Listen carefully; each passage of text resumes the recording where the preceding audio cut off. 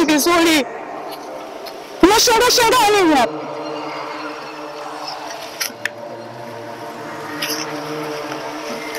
Wewe mzee, fanya haraka bwana. Mwe makini kuangalia maharage.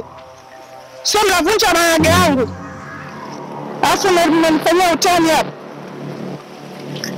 Changamsha mikono ili nitakapouza msio na shida kwamba nauza vyombo ambavyo vya kazi. Mmenielewa?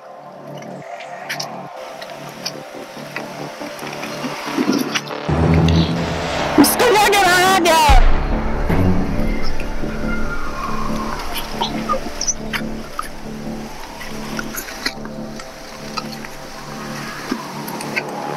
Wait.